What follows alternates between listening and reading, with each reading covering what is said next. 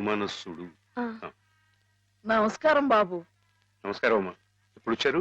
ఉదయమే వచ్చాను బాబు గారు. యాత్రల్లో ఎవరో కళ్ళ డాక్టరు పుణ్యాత్ముడు కళ్ళు ఆపరేషన్ చేసి బాగు చేశాడు. అందుకే 4 రోజులు ఆలస్యమైంది. నాన్నగారు మీరు ఎప్పుడొస్తారా అని ఎదురు చూస్తున్నారు. దేనికి? పెద్ద మనసుతో మీరు పెళ్లి సమయానికి అందజేసిన డబ్బు ఆ శుభకార్యానికి ఎత్తు వచ్చినట్టుగా సరిపోయింది. అందుకుగాను మీకెప్పుడు రుణపడి ఉంటానండి. అంత మాట అనకండి బాబు గారు. నా పుస్తకాల మీద సర్వంసహా హక్కుల్ని మీకు ధారాదత్తం చేస్తున్నట్టు పత్రం రాయించాను. సాయంకాలం ఆ పత్రాన్ని పుస్తకాన్ని మీకు అందజేస్తాను. వద్దు బాబు గారు, అంతటి సన్మానానికి తగను నేను. ఆ కాగితంలో మాధవ్ పేరు రాయించి అతనికి ఇవ్వండి బాబు. మాధవ్ పేరా? అవును బాబు గారు, నేను మీ దగ్గర అబద్ధం ఆడాను. గంగలో మునిగిన కేదారనాథుణ్ణి చూస్తున్నా నేను తప్పు చేశాననే బాధ నన్ను తొలిచేసింది. నేను తమకిచ్చిన డబ్బు నాది కాదు. మాధవ ఆవులు నమ్మేసి డబ్బు తెచ్చి నాకిచ్చి తను ఇస్తున్నానంటే మీరు తీసుకోరనే భయంతో నేను ఇస్తున్నట్టు అబద్ధం ఆడించి మీకు ఇప్పించాడు. మాధవ? మన మాధవ? మీ ఇల్లు మీ చెయ్యి జారిపోకూడదని వాడి తపన. మీ పుస్తకాల్ని వాడి డబ్బుతోనే అచ్చు వేయించాలని వాడికి ఎప్పటి నుంచో కోరిక. అందుకే పుస్తకాలకి బయానా రూపంగా కొంత డబ్బిస్తే మీ ఇల్లు నిలుస్తుందని అలా చేశాడు బాబు గారు.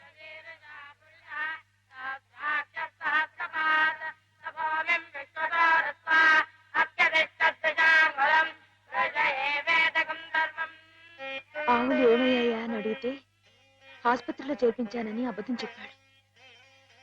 ఇందుకేనన్నమాట. మన్ను తినలేదని ఆ రోజు గోపాలుడు చెప్పిన అబద్ధం పెంచిన తల్లిని పునీతురాల్ని చేయడానికైతే మమత నిండిన ఈ గోపాలుడు ఈనాడు చెప్పిన అబద్ధం పెంచిన పంచని 10 కాలాల పాటు చల్లగా నిలపడానికమ్మా. నన్ను యువతలి గట్టుకు చేర్చిన మహనీయుడు అవతలి గట్టునే ఆగిపోయాడమ్మా. ఒక్కసారి వాణ్ణి మాధవం తీసుకురాగలవా? అలాగే నాన్న.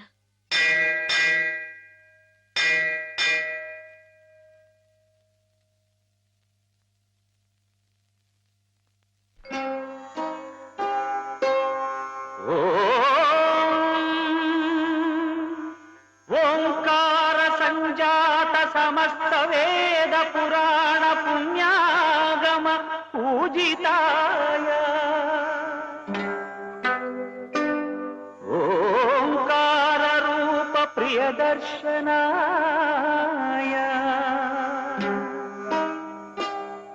ఓంకార రూపాయ నమః శివాయ నమః శివాయ.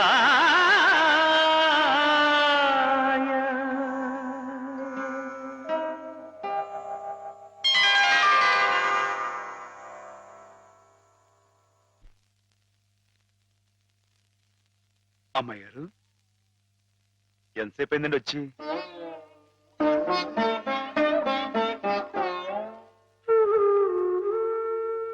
ఏంటమ్మాయి గారు అలా కొత్తగా చూస్తున్నారేంటి?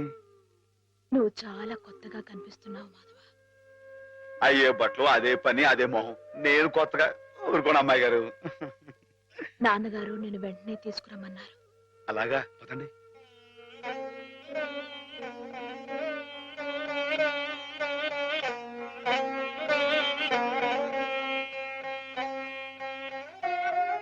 ఏమిటే ఈ అమూల్యమైన గ్రంథాలు ఏమిటి? ఆటోకి అంకితం ఇవ్వడం ఏమిటి? నేనేం చెప్పను. మామయ్య మంచి పని చేస్తున్నాడు అన్న.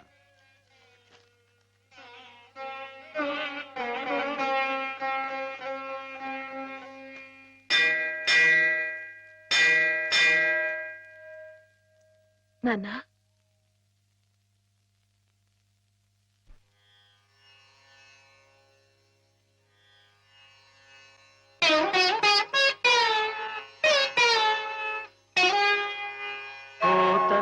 కలలోన పొడగట్టు రాముడై రావయ్య మత్కావ్య రమ్య ఫలమా జయదేవ కవిరాజ జయ గీతి ఫలమైన కృష్ణయ్య రావయ్య కీర్తి గరిమా.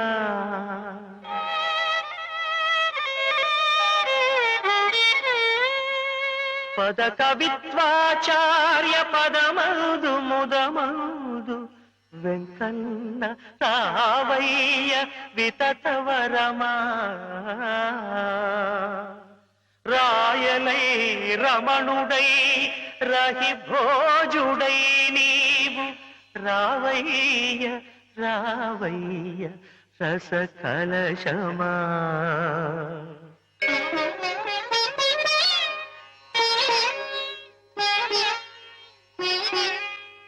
ఇట్టి నీ కన్న అర్కులింకెవ్వరయ్య అక్షరానంద రసమే రుద్రాభిషేకమనగా నీకంకితము చేతుననగా నీకంకితము చేతును అనగా లలిత కలిత గుణమాన్య మత్కావ్య కన్య ధన్య ధన్య.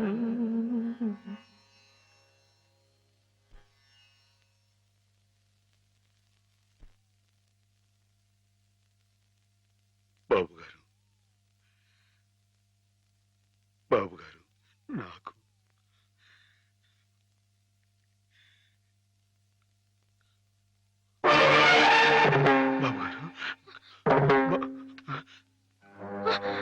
నాన్న బావ నాన్న నాన్న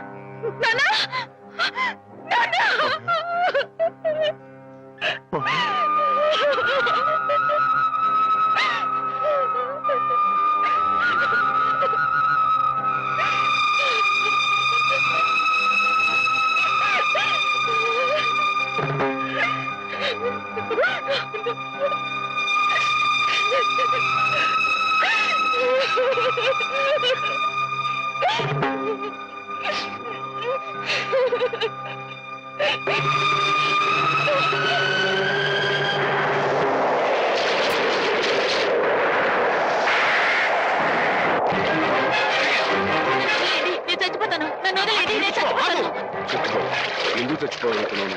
నాకెవరూ లేరు బాబు గారు. నీ పేరేమిటి బాబు? మాధవయ్య. చూడు మాధవ్, దిక్కులేని వాళ్ళకి దేవుడే పెద్ద దిక్కు. మనం పుట్టింది బతకడానికయ్యా, చావడానికి కాదు. పద, మాతో పాటు మా ఇంట్లో ఉందిగా. నేను ఉత్తినే ఉండను, ఏదైనా పనిపించండి చేస్తాను. అలాగే పనిపిస్తాను. పద.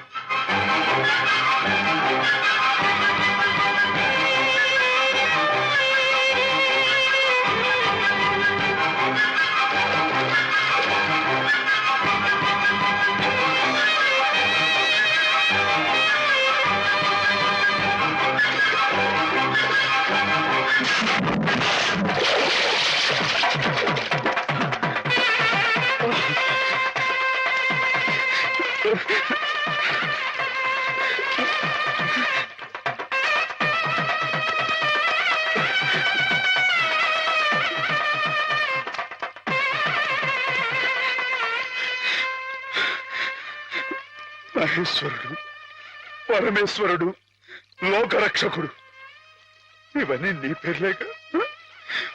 ఒక్క మంచి పని కూడా చేయలేని వాడివి నీకెందుకయ్యా ఇన్ని మంచి పేర్లు? ఎందుకని గుళ్ళు గోపురాలు?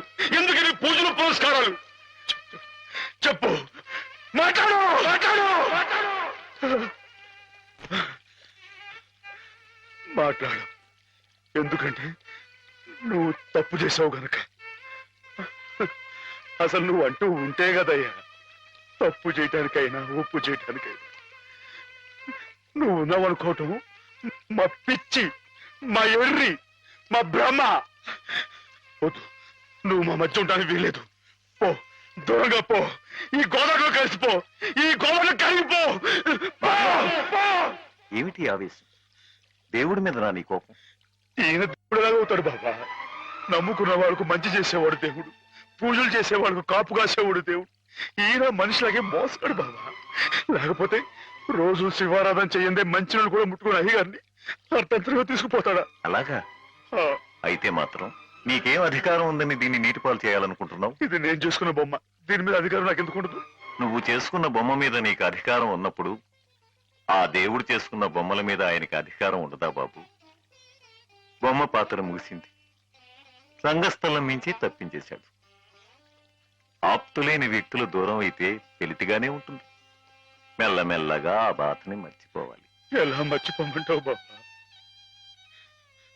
10 మాటల్లో 5ంటికి అర్థం చెప్పలేని వాడిని ఆయనతో పాటు సమానంగా కూర్చోబెట్టి ఆయన రాసిన పెద్ద పెద్ద పుస్తకాలన్నీ నాకు అంకితం చేశారు. నేనంత గొప్పనా బాబా? అంత పెద్దోడ్నా? నాకు ఆ తాహతుందా? నా కింద కీర్తి ఇచ్చి వారు కీర్తి శిష్యులు అయిపోయారు. నా మేళం మణారం వేసి ఆయన బట్టలో కలిసిపోయారు. ఊరుకో మాధవ, ఊరుకో.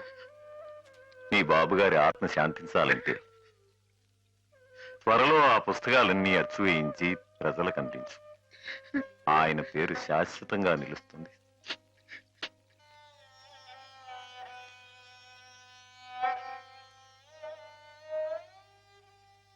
ఇక నాన్నగారి పుస్తకాల సంగతి మర్చిపో మాధవ. ఈ ఇల్లు నిలబెట్టాలనుకున్నావు. అందుకు నువ్వు కష్టపడింది, నష్టపోయింది చాలు. ఆ రుణం మేము తీర్చుకున్న తర్వాత ఆ పుస్తకాలు అప్పుడే అచ్చు వేయించచ్చు. మీరు రుణం తీర్చుకుంటారా అమ్మాయి గారు? అయితే ఆ డబ్బు నేను అప్పుగా ఇచ్చానండి. ఆ మాత్రం డబ్బుకే మీరు రుణం అనుకుంటే అయ్యా అమ్మా ఏ దిక్కులే నన్ను చిన్నప్పటి నుంచి అయ్యగారు సాకారే. మరి ఆయనకి ఎంత రుణపడి ఉంటానండి? అయ్యగారు లేరు కదా అని మీ ఇష్టం మాట్లాడితే పాస్ అయిపోద్ది అనుకోమాకండి. అది కాదు మాధవ, నా ఉద్దేశం అది కాదు.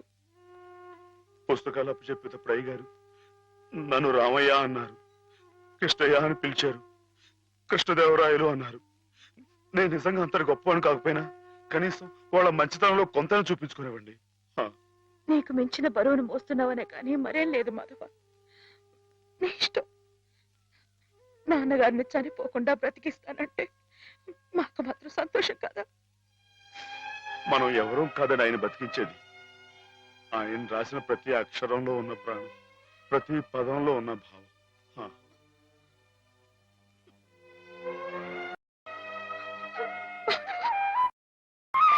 అమ్మాయి గారు, అమ్మాయి గారు, ఊరుకోండి అమ్మాయి గారు, ఊరుకోండి.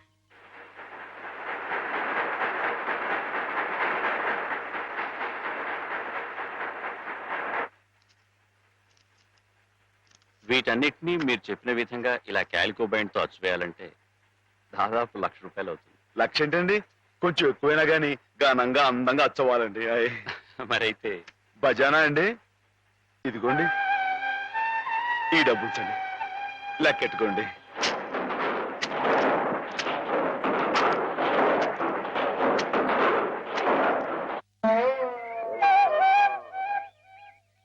మాధవన్న బాబు గారు పుస్తకాలు అచ్చు వేస్తున్నాడు కదా, ఆ పుస్తకాల మీద బోలెడు డబ్బు వస్తుంది కదా. మళ్ళీ మీ అమ్మని, పిన్నుల్ని, అత్తయ్యల్ని అందరినీ కొని తీసుకొస్తాడు కదా. అప్పుడు దొడ్డంతా పశువులతో, ఇల్లంతా పాడితో మళ్ళీ పాత రోజులు వచ్చేస్తాయి కదా స్వామి. అనుకున్న టైంలో అనుకున్నట్టుగా అచ్చేసి ఇచ్చేశారు. చాలా సంతోషంగా ఉందండి. ఇవి ఇంత త్వరగా ప్రింట్ అవటానికి కారణం మీరు, మీ పట్టుదల. ఇవిగోండి మీ పుస్తకాలు. అందంగా అచ్చయ్యాయా? చాలా బాగున్నాయండి. మా బాబు గారే పట్టుబట్టలు కట్టుకుని ముస్తాబాయి వచ్చినట్లుగా ఉన్నాయండి.